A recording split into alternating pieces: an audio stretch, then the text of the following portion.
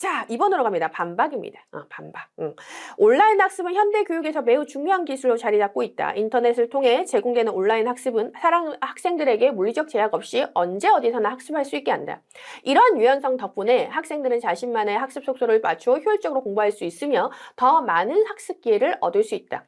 온라인 학습을 통해 학생들은 최대한의 학습 잠재력을 발휘할 수 있는 장점만 취할 수 있다. 그럼 결국 뭐예요? 이것서 지금 핵심은 뭘까요? 어딜까요? 그죠? 이거죠. 결국 온라인 학습이라는 게 결국 효율적으로 하고 더 많은 학습 기회를 얻을 수 있어. 결론적으로 최대한의 학습 잠재력을 발휘할 수 있어 라고 얘기하는 거죠. 여기 앞에는 그냥 온라인 학습의 특성에 대해서 얘기하는 거잖아요. 근데 이걸로 인해서 이러한 효과를 지닐 수 있어. 최대한의 학습 잠재력을 발휘할 수 있어 라고 주장을 하는 겁니다. 근데 우리는 주장을 뭐야? 찍어야 되죠. 반박이기 때문에. 온라인 학습이 보편화되기 위해서라는 얘기가 들어가면 안 되죠. 왜냐하면 반박이라는 건 주장의 반박이라는 건 뭐라고 얘기해? 이거 장점이 있어라고. 아닌데, 장점은 있는 거 아닌데, 이런 얘기 해야 된다고요. 알겠죠? 그래서 온라인 학습은 시간과 장소의 유연성을 제공하지만 이미 옹호했죠. 온라인 학습은 옹호했죠. 그리고 여기도 보면 학생들의 자기 관리 능력이 부족한 건 학습 효과가 떨어질 수도 있다 라고 얘기했어요. 일단 요거 하나.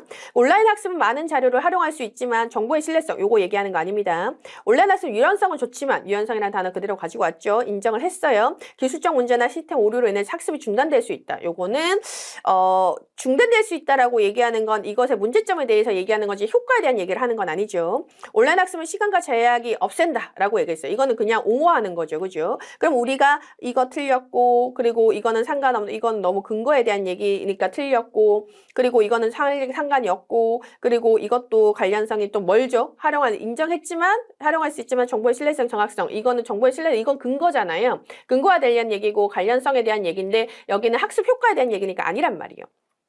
원래라면 온라인 학습의 시간과 장소의 유연성을 제공하지만 이라고 얘기했기 때문에 이거는 일부 부분 옹호거든요. 부분 옹호예요. 그래서 완벽하게 맞다라고 볼 수는 없지만 워낙에 1, 3, 4, 5가 틀렸기 때문에 상대적으로 이게 맞는 거예요. 그리고 무엇보다 유일하게 뭐에 대한 얘기를 했어요? 학습 효과에 대한 얘기를 했어요. 그죠? 너무 헷갈릴 것 같아요. 학습 잠재력이라고 했는데 유일하게 학습 효과가 얘는 결국은 학습 잠재력을 발휘할 수 있다라고 했는데 아닌데 학습 효과 없을 수 있는데 라고 유일하게 얘기한 게 2번입니다. 그래서 우리가 정답을 2번으로 할 수 있겠다. 그래서 핵심을 먼저 파악하고 핵심어를 파악하고 그것에 대해서 찌르는 거 그렇게 여러분이 접근하셔야 됩니다. 알겠죠? 발문을 하긴 합니다. 반박으로 적절한 거. 그래서 반박 유형은 여러 가지가 있을 수 있는데 전제에서 결론을 끌어내는 논리에 대한 반박을 할 수 있고 결론에 대한 반박을 할 수가 있습니다. 근데 예를 들면 A면 B다 라는 주장이 나왔을 때 A에서 B로 도출되는 과정에 대한 반박 혹은 A를 했음에도 B가 나오지 않은 게 대해서 얘기하는 거 그런 걸 수 있죠. 여기는 온라인 학습을 한다면 학습 잠재력을 발휘할 수 있다는 장점만 취할 수 있다가 주장이죠. 그러니까 이거에 대해서 이제 반박을 한다라고 한다면 유연성에 대한 이점 온라인 학습을 했음에도 높이지 못하는 것에 대한 반박을 해야 된다라고 보실 수 있겠습니다. 그래서 반박의 대화 형식으로 한다면 결론이 다른 데가 되거나 아니면 제시문 너의 입장을 알겠어. 그래서 이런 식으로 하고 된다라고 보실 수 있겠죠. 이거는 한번 쭉 읽어보세요. 핵심은 뭐냐? 이와 같은 유형에서 반박의 대상인 주장을 필연적으로 핵심 논지가 되고 그 논지를 먼저 파악해야지만 우리가 문제를 빨리 풀 수 있다라고 얘기하는 게 결국 핵심이라고 볼 수 있습니다. 지문을 이해할 때는 무조건 지문을 먼저 읽어야 돼요. 아까 저도 말씀드렸을 때 반박 문제 같은 경우는 주장을 먼저 파악해야 되기 때문에 무조건 지문 먼저입니다. 그래서 구체적인 논증을 요구하는 만큼 전제와 결론이 각각 무엇인지 스스로 질문하면서 읽어보시는 게 좋다라고 보실 수 있고요. 따라서 가장 타당한 방법은 둘째 문장하고 셋째 문장의 근거를 정확하게 반박하거나 혹은 핵심 주장의 마지막 부분을 반박하거나 근거와 주장 간의 연결고리를 반박하는 거라고 보실 수 있죠. 근데 대부분 가장 적절한 주장을 찾는다라고 했을 때는 주장을 반박하는 게 맞다라고 보실 수 있겠습니다.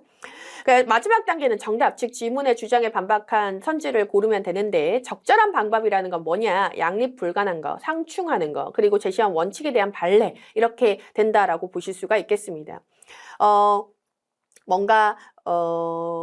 기본적으로는 이게 다 반박이 된다라고 보실 수 있거든요. 그런데 가장 적절한 거, 그러니까 거를 찾아야 되기 때문에 일단 주장에 대한 반박을 먼저 찾으시는 게 좋다라는 거예요. 근데 만약에 주장에 대한 반박이 없어, 선지에 없어, 그러면 그 다음 스텝 이렇게 넘어가시면 됩니다. 이때 또 주의해야 할 점은 선입견이 작용하지 않는다는 거다. 그래서 예를 들어 본 문제 4번의 경우 온라인 학습의 전형적인 단점이에요. 이게 뭐냐면 제가 아까 얘기했던 배경 지식의 활용에 해당하는 거라고 보실 수 있어요. 근데 그게 없다라고 한다면 유효한 방법이라고 볼 수 없겠죠. 그죠? 배경 지식 활용하시면 안 됩니다.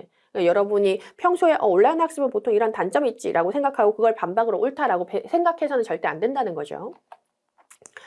글을 읽을 때에 이제 핵심 팁으로 갑니다. 지문을 읽을 때 먼저 뭐예요? 주장부터 찾아라. 주장과 근거를 구별하는 게 대단히 중요하다. 이렇게.